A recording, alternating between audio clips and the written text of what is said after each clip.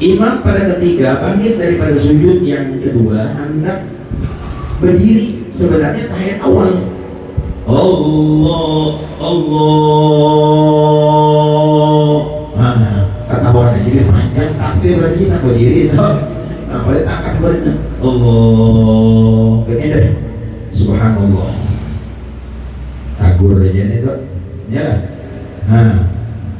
Atau umpama sudah Allah rakaat sujud yang kedua rakaat yang keempat Allah hendak berdiri situ rakaat kelima ini udah nah tasbih dia juga subhanallah. Itu kesalahan yang zahir katanya. Kalau kesalahan yang tersembunyi makanya pak kesalahan tersembunyi kita di belakang imam kita mendengar imam baca tahiyat Assalamualaikum warahmatullahi Assalamualaikum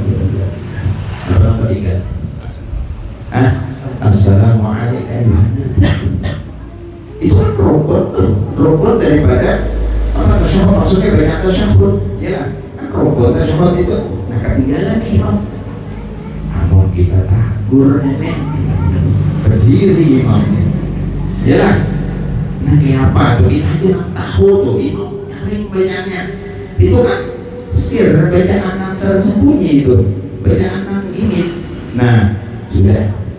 Jadi kalau kita tahu imam kita tinggal itu dan imam batal, menurut kita kan batal imam tadi rukun, sudah kita mumpalkan aja. Kita aja dulu korban satu, mau prakam maksud nanti mau empat imam lagi.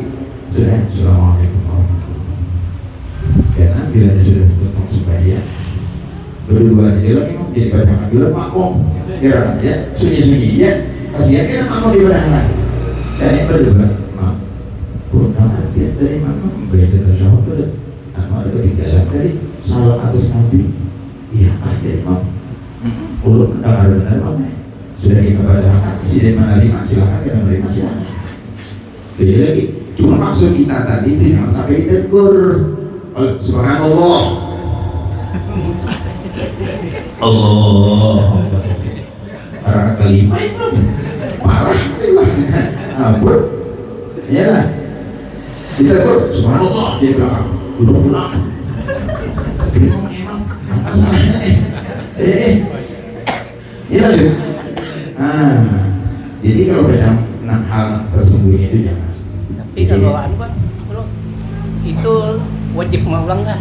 Oh jelas sudah kita pada hak ya, imam dari imam bila ingin menerima terserah hidup jadi molang jadi sehingga menerima rasa aku tuh gak pakai terserah dia jadi merasa aku sebagai imam dari maka dari mata tinggal silahkan itu mau naik tak boleh saya mau ada ya itu tak kalau gini Pak rakaat yang kedua kan iya Allah aku bilang tahunya hendak yang ketiga gitu imam hendak ketiga iya padahal yang kedua aja berduduknya tuh kita tuh kayak apa imam itu sering terjadi kan imam rakaat kedua naik rakaat ketiga kan aturannya rakaat kedua duduk aja kan nah kalau posisi imam ini kan Allahu Akbar ya sudah batasan berdiri nih imam itu jangan riba duduk jadi kadarnya nih kadar rukuk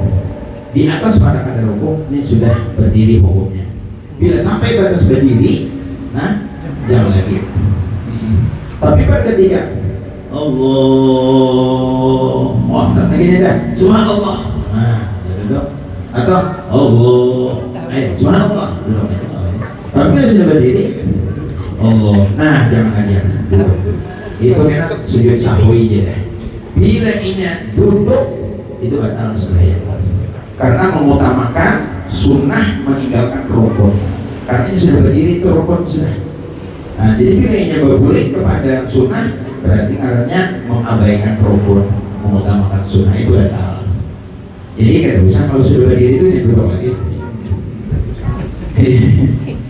jangan duduk lagi sebelum berdiri lah mau batik nah itulah gara-gara tahu masalahnya amalnya tahu ya bisa mana ya lah sama tuh imam Rakimnya rakaat keempat, sudah jelas rakaat keempat. Lalu imam berdiri ke rakaat kelima, ini umpama. Ya. Pada rakaat keempat berdiri rakaat kelima. Makmumnya tahu. Ya. Nah, ini nama tahu itu wajib duduk. Wajib duduk, kada boleh mau pati imam salah. Kan imam. Kada boleh mau pati imam. Jadi duduknya itu dua. Imam yang mubarakah, bamping ikut imam, ya. Sorangan kalau berdahulu terserah. Bila ini anak mau pati imam, intidhar, menunggu. Tunggu aja sampai salah, duduk aja nunggu. Jadi biar aja imam salah. Tapi susah itu. Karena di akhir sembahyang sujud sahwi. Kalau imam kan sujud sahwi, potong. Kalau sujud sahwi imam nih, perasaan nggak ada salah. Ya. Assalamualaikum warahmatullahi, kita makmum sunat sujud sahwi. Nah, jadi bahasanya menambahkan batuanan, menambahkan imam dan menambahkan aja. Emang ada manusia dia, oh iya imam. Kalau imam biasa kan, kalau 5 rakaat, tapi rakaat biasa. Tapi yang luar biasa kalau imam salah 6 rakaat, berarti punya pikiran imam dong. Ada tuh kejadian dan imam salah 6 rakaat, ya Allah, banyak pikiran imam. Kayak apa tuh, pada paham juga. 5 rakaat tapi sudah timbul naik rakaat pulang. Nah, pada pikiran hutang itu. Aduh, bingung gila. 2 rakaat nambah. Makanya memang sebenarnya kalau orang jadi imam ini harus bujur-bujuran, long bujur, para dulkel, ya kosong hati bujur itu. Walaupun kita punya dunia sebenarnya kan, pada ketika kita menghadap Allah membawa keluaran itu bilang kan, jangan dikatakan banyak berwujudinas dibacakan, ya baca istighfar, berwujudinas, malikinas, supaya bujur-bujurnya diganggu lagi oleh syaitan. Ini kadang-kadang setan bisa bujur-bujur atau sembahyang aja barang yang kakek ingat jadi ingat. Kehilangan barang kakek ini mana boleh sembahyang, insyaallah ingat. Itu tuh anehnya juga. Setan ini dalam keadaan masalah sembahyang atau juga narinya mengganggu kita. Nah kemudian yang selanjutnya akan datang mengenai tentang khusyuk ulang di dalam sembahyang. Ini diantara sunnah yang menjadi nilai di dalam sholat kita. Khusyuk menjadi nilai yang menjadi apa pahala kita. Kalau kita kada khusyuk, cuma menunaikan rukun, syarat, terjaga pembatal, itu berarti kita menunaikan kewajiban, tapi nilai sembahyang tidak ada. Tapi dengan khusyuk itu menjadi ada nilai sembahyang kita. Cuma harus khusyuk itu kayak apa? Allah. Dan sembahyang kan itu dengan khusyuk. Nah, selagi akan datang ya. Jadi orang kan mamahnya khusyuk itu Allahu Akbar. Dengan betul-betul macam aja luput jiwa itu Allah kali-kali banyak Fatihah Allah ya. Bukan itu harus khusyuk itulah. Jadi harus dipahami lagi akan datang insyaallah. Mudah-mudahan ada manfaatnya kalau kita sudah ada. Nah mungkin ada 1-2 pertanyaan tapi sehubungan dengan sembahyang silahkan kita apresiasi ditanya, silahkan aja. Tapi masalah sembahyang, kalau masalah yang lain seluruh ini banyak. Nah, masalah sembahyang kalau ada 1-2 atau mungkin bulan-bulan akan datang boleh punya catatan biar sempurnakan aja dan insyaallah ini menambah ilmu kita juga. Bila kita ada terjawab pada ketika itu berarti kita mutalaah dari jawaban sesuai di dalam kitab itu. Memang masalah fikih ini khilaf lah. Masalah fikih ini beda-beda artinya pendapat. Yang penting dengan ada beda pendapat itu kita bisa saling memahami itu untuk tetap bersatu, tetap untuk menjaga hubungan. Jangan hal yang masalah kecil kita khilaf lalu kita bersingkingan. Kada dewan jangan. Masalah khilaf itu aja adalah masalah fikih.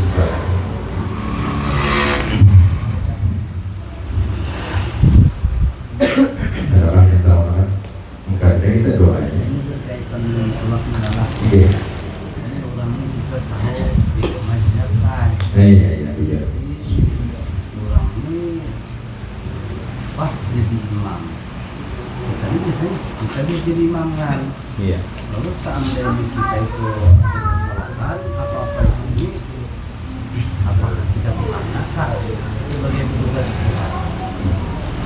Terusnya itu kemarin lah langsung keluar dia argumentan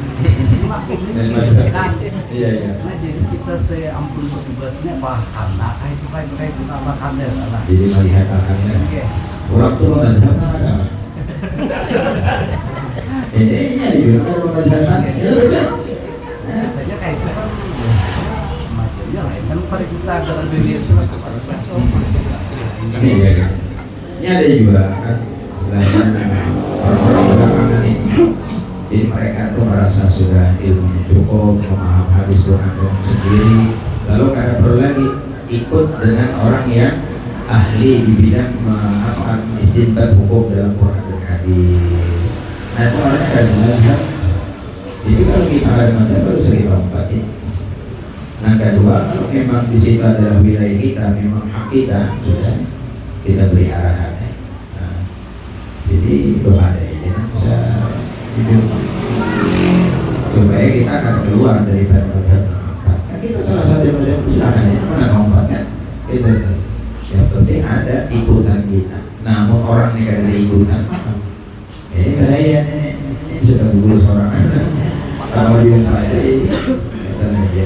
Jadi kalau kita aneh jadi nggak usah kita beri arahan kita pada itulah kebanyakan kalau kita lihat orang-orang sekarang di belakang ini kan banyak lebih baik. Kalau dahulu memang seperti ada di antaranya salah seorang ulama yang alim jujur alim kita orang Banjar tapi mazhabnya Hanafi. Nah, seorang Narusidin itu seorang apa mu'takifin orang-orang yang ahli iktikaf tuh kan orang-orang tujuh furud. Nah itu jadi sampai keluar lagi kemana-mana sampai ke daerah kita tuh jadi waktu sembahyang di pondok itu sini memang sini mazhabnya Imam Abu Hanifah orang kita baca tapi mazhabnya Abu Hanifah. Nah kan punya mazhab.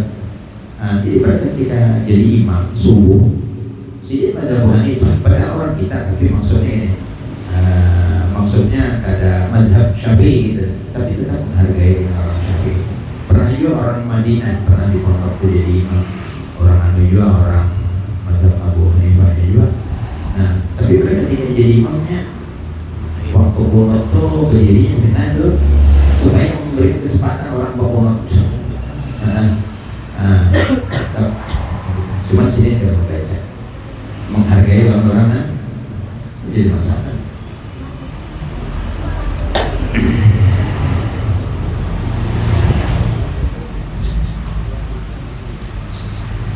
Nang kada mazhabnya sulit payah memahami Quran hadis orang.